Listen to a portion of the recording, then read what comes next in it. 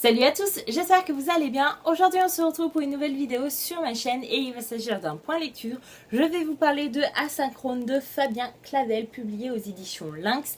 Et avant de commencer cette vidéo en profondeur, je voulais vous parler de cette maison d'édition. C'est une maison d'édition qui vient de commencer et du coup vous allez pouvoir trouver en barre d'infos le site dédié à cette maison d'édition et la page Facebook consacrée à cette maison d'édition. N'hésitez pas à aller jeter un coup d'œil, on ne sait jamais, ça se trouve vous allez trouver des livres qui vont vous plaire et qui vont convenir à vos attentes. Et puis bon voilà, c'est toujours encourageant d'aller motiver en gros la maison d'édition qui vient de commencer, tout simplement, voilà. Donc j'étais super contente de recevoir ce bouquin, tout simplement parce que le résumé me donnait envie depuis pas mal de temps.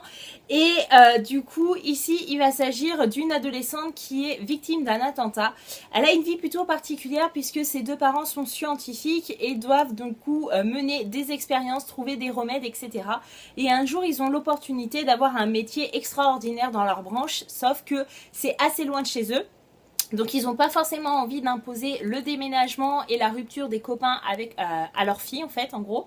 Donc du coup ils décident de partir tous les deux, aller travailler dans cette entreprise privée qui leur demande de travailler pour eux et de laisser leur fille un petit peu toute seule la semaine quand elle est au lycée, même si je crois que c'est la tante ou la grand-mère, mais je crois que c'est plutôt la tante qui téléphone régulièrement pour savoir si ça va, si elle a besoin d'aide, etc.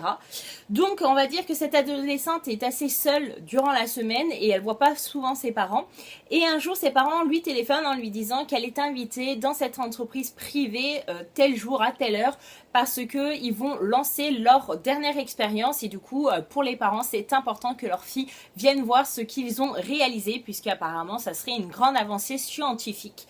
Donc cette jeune fille arrive avec ses parents et tout est prêt et au moment du lancement de cette expérience, des bombes explosent et fait beaucoup de victimes.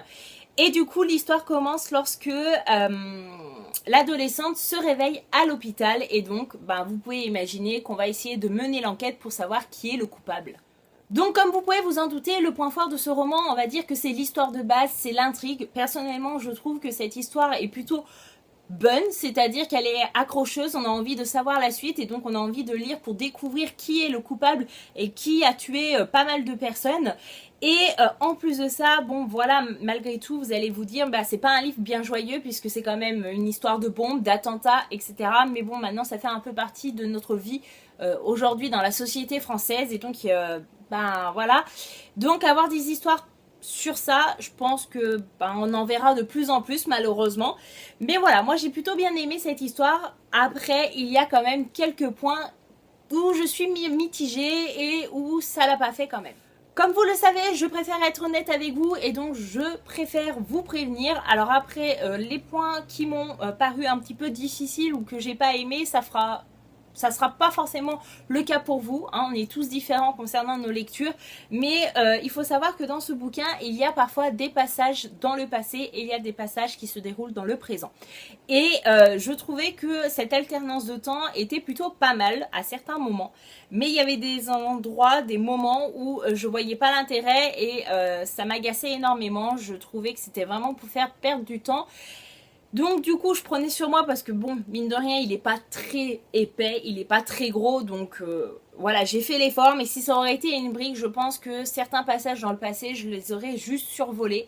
Alors après, voilà, comme j'ai dit, il y a des passages dans le passé qui sont nécessaires à l'histoire et ils sont forcément importants à l'histoire, donc ils ont leur place, ok, mais il y a des moments où franchement c'est un peu délicat. Et le deuxième point négatif, mais ça va être sans surprise concernant mes abonnés et ceux qui me connaissent depuis pas mal de temps, c'est la romance qui se trouve dans ce roman. Alors comment vous dire, vous avez vu le résumé, je me demande pourquoi une romance vient là-dedans. On n'est pas obligé de faire toujours une romance dans toutes les histoires, c'est un truc de fou. Maintenant, même dans les romans d'aventure, de science-fiction, il y a toujours une romance, c'est un truc de fou. On a l'impression qu'un roman sans romance, ça n'existe plus. Et voilà, bon, vous savez que la romance et moi, on n'est pas très bonnes amies. Et du coup, voilà, c'est pas non plus une romance super présente dans le roman, mais ça m'a un petit peu agacée simplement parce que en même temps c'est une romance très facile, très simple et trop cucu la praline quoi. Donc à un moment donné j'ai envie de dire ouais ok très bien, la fille elle se réveille à l'hôpital comme par hasard, elle va tomber amoureuse de ce mec là, waouh trop bien et tout, et puis comme par hasard lui aussi il l'aime. Alors certes au bout d'un moment on s'aperçoit que le personnage masculin il y a quelque chose de lié dans cette histoire d'amour etc. Ok, là ok, mais j'ai toujours du mal avec ce genre de point de vue, cette romance qui est toujours glissée dans des romans d'aventure, de science-fiction. Voilà, c'est pas le plus important dans cette histoire. Dans cette histoire, c'est vraiment de passer à autre chose, de se dire, bah voilà, il faut qu'on trouve vraiment le coupable pour faire le deuil et pour rendre justice à toutes les victimes qui sont mortes durant cette catastrophe et pas, la drague quoi, enfin franchement ouais j'ai vraiment du mal, et en plus de ça bah, quand c'est une romance un peu trop facile j'ai envie de dire arrêtez quoi, à un moment donné dans la réalité ça se passe pas du tout comme ça.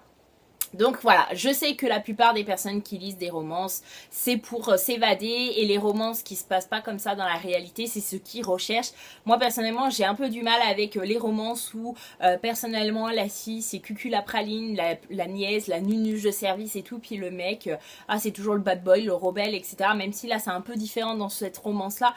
Mais voilà, je trouve que la romance n'était pas forcément la bienvenue dans cette histoire. On aurait pu très bien se contenter de l'histoire en elle-même sans rajouter une romance. Mais bon, pour les personnes qui aiment les romans, je pense que du coup ce roman est fait pour vous.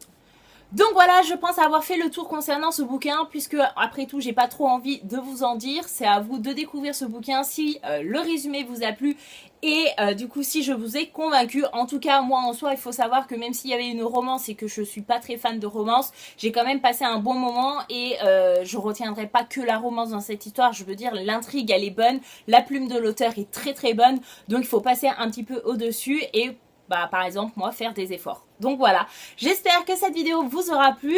En tout cas n'hésitez pas à me dire en commentaire si je vous ai donné envie de lire ce bouquin ou si vous avez envie d'aller jeter un coup d'œil à cette nouvelle maison d'édition. En tout cas je vous dis à bientôt dans une prochaine vidéo. Bye bye.